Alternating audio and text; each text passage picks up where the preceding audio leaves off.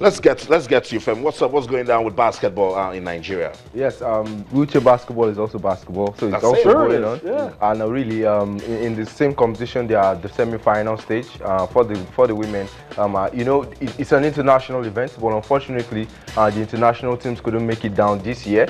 So it's strictly a national event now. You know, different players representing different states, you know, of the federation. But I can tell you that Imo State or your state, Delta State, Ogun State are all in the semi-finals for the women. For the men, we have Lagos State or your state, Edo State are also in the semi-finals. So from tomorrow, we'll be seeing semi-final actions in the Honorable Victor Oche wheelchair tournament. And I can tell you it's exciting being there. I was there this afternoon and I really enjoyed myself. The only thing these guys can't do is dunk.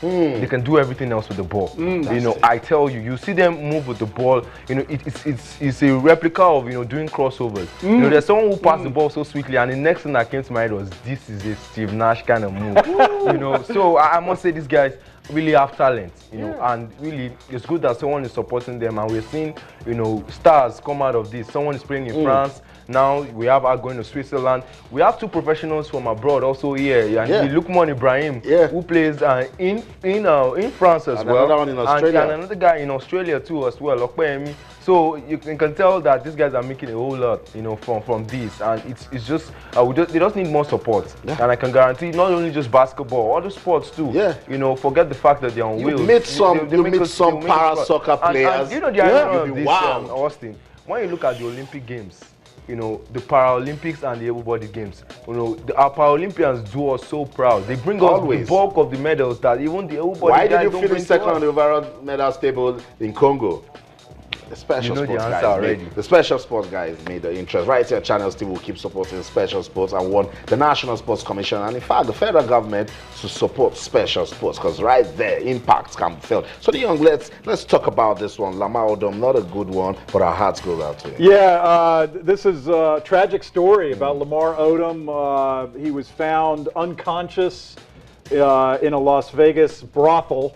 And he has a history of drug problems, his family, checkered playing history, but at his core, just a very talented player. And he has a lot of respect from other players in the NBA who have kind of rallied about him now that he's in this bad health condition. But very sad story. We wish him the best. Apparently he is on life support at a hospital. Just very, very sad and tragic story. But when he first entered the NBA, a lot of people compared him to Magic Johnson. Player, very versatile, tall, could pass the ball, score, made his teammates better. But yeah, this is really hit the NBA hard, this Lamar Odom story. And then Femi, for a player with such a talent that's seen as a role model, you start wondering what really happened. I think depression. That's the only thing I can say, because this journey actually started from the very day that he came into the news that the Los Angeles Lakers were going to trade him, you know, for Chris Paul. Remember before David Stern vetoed that move and of course said the Lakers couldn't get Chris Paul, and then he ended up with the LA Clippers, and then he had to move down to Dallas Mavericks, and from then on Lamar Odom was not the same player anymore. I don't know for whatever reason or whatever attachment he had with the Los Angeles Lakers organization, but he wasn't just able to get out of it. He couldn't play for the Mavs. He later went to Spain for 2 years, you know, where he signed for Liboral. Looks like he couldn't even play. They brought him back, you know, to the NBA. Even Phil Jackson signed him late last season to the New York Knicks, but he couldn't even play a game because he was not just, you know, himself anymore. And some people have blamed the limelight of, you know, being with the famous Kardashian family. He was married to one of the girls. Briefly. You know, so people are throwing stones everywhere. That's the reason why, pointing fingers everywhere. So at the end of the day, this is a young man who had everything at his feet. At that point of the season, before he was traded, he was the 6th man in the NBA. The 6th man award is like the super sub, we call him football. So he's a man who played every position. Like Sonny said, he could fit in the center position at 6'10". He could handle the ball like a point guard, shoot the threes like a number 2, very versatile like a 3 and 4 player. So it was just unfortunate that he is at this state at this moment. We just pray that he can get out of this. Some people are saying even if he gets back, he won't be the same man again. Well, we just pray he gets out of this and he won't be one of those very sorry. Our prayer goes out to Lamar Odom and his family. He's still unconscious, but who knows? He can just feel the power of sports and then come back to us right here. Sonny Young, Oscar Pistorius, it seems everything looking good for him. I mean, I'm opposed to this decision. When I heard that he was getting out on early, I just didn't agree with the South African judicial system. They would let him out so early. It seems like he hasn't really served that much time for this crime. So I'm a little surprised that what's transpired in South Africa. Again, a guy who, through disabled sports, had inspired a lot of people. You know, he brought attention to disability sports, but you know, because of what happened, I think his image has been tarnished for good. I just don't see him coming back from something like this. So that's it. That's the update. And let's quickly leave Oscar Pistorius. Talk about Eugenia Bouchard. It's a funny story, Femi, but it says she's got a case. Yeah, and she has a legitimate case at that, because she fell at the U.S. Open, which caused serious injury. She actually was concussed, and she says that concussion has led her to miss a couple of tournaments. She blames negligence of some of the staff, you know, that were taking care of the players in the locker room. Nobody was there, and we don't have camera evidence, but I'm sure it's going to be difficult, you know, to actually put claim to who you know, were there that wasn't doing their job at that point. But she said she's lost 13 ranking points. She couldn't appear in the Japan Open, the Hawaiian Open, the China Open, all because of the concussion. And now she's dropped in the rankings. And so somebody has to pay for it because she's lost money as well. And I kind of agree with Femi. I think she might have a case that because of lost income and you know, this is her livelihood, playing tennis, that you know maybe the U.S. Tennis Association is going to have to open up their pockets a little bit. It's hard to say. I mean, I think Femi's right. It's going to be, you know, who's going to come forward from that locker room scene about what actually happened. Apparently there was a slippery substance on the floor, and you know, she slipped and fell, and that caused a concussion. But we'll see what happens. Looks like there'll be a court case there. That's what it is.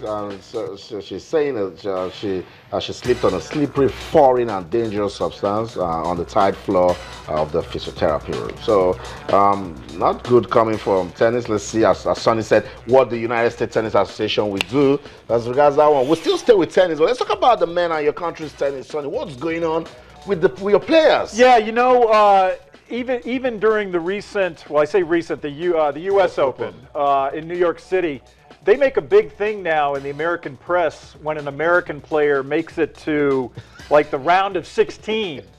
And it used to be like players like Andre Agassi and Jimmy Connors and John McEnroe, you know, they would actually win the tournament. Yeah, now they get to round of 16, and your media starts praising them, and then they miss out. And now they can't even get to those later rounds. Oh my God! But what's wrong?